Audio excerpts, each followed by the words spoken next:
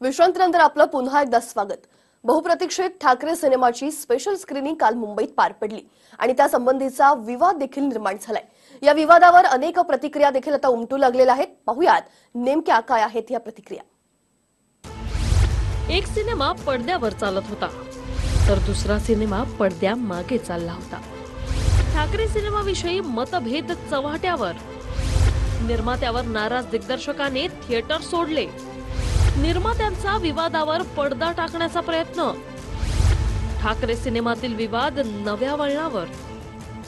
बाळासाहेबांच्या जयंतीचा मुहूर्त साधून बाळासाहेबांच्या जीवनावर आधारित ठाकरे सिनेमाची स्पेशल स्क्रीनिंग ठेवण्यात आली होती। या स्पेशल स्क्रीनिंगला प्रसिद्ध व्यक्ती हजेरी लावत होते आणि हे काय, अचानक चित्रपटाचे दिग्दर्शक अभिजित पानसे निर्माता संजय राऊतला काहीतरी बोलत बाहेर जात आहेत। त्यांना काही लोक आवाजही देत आहेत, पण पानसे मात्र थांबत नाही। पानसे अचानक थिएटर सोडून गेल्याने आता लोकांच्या मनात प्रश्न निर्माण होणं स्वाभाविक आहे आणि ते प्रश्न उठलेही। कोण म्हणतं निघून इथे सगळं हे आता आलेले आहे, सगळे फिल्म संदर्भातले प्रमुख लोक आणि सगळे बाहेर आणि प्रत्येकजण येऊन जातो। हा सिनेमा त्यांनी पाहिलेला नाही, निमंत्रितांसाठी आहे, उद्धव ठाकरेंचे निमंत्रित आहे, ते पाहत आहेत। आमचं काम आहे त्यांच्याशी संवाद साधणे। ते मगाशी लवकर गेले आणि मला जाताना सांगून गेले की मला तुमच्या कामासाठी।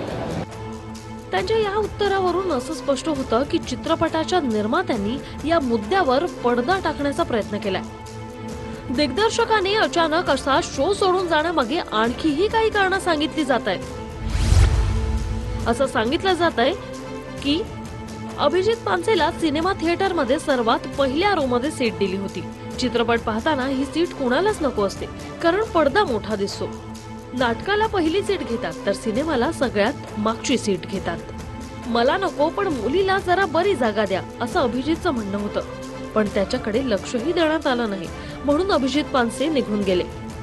कोण नाराज झाले मला माहित नाही, ते आले होते का मला माहित नाही। येऊन परत गेले असं ते स्वतः सांगतात। 500 लोक परत गेले इथून, आम्ही सगळे बाहेरच उभे होतो। मी स्वतः बाहेर उभा आहे, आज आमचा सगळा क्रू बाहेर उभा आहे। डायरेक्टरची अपॉइंटमेंट मी केली आहे, मला माहिती आहे। यावरून असं स्पष्ट होत आहे की अभिजित पानसे आणि संजय राऊत या दोघांमध्ये सगळं काही सुरळीत दिसत नाहीये। यावेळी संजय राऊत यांनी या मुद्द्यावर पडदा टाकण्यात ते यशस्वी झालेत। मुंबईहून विलास आठवले, TV9 मराठी।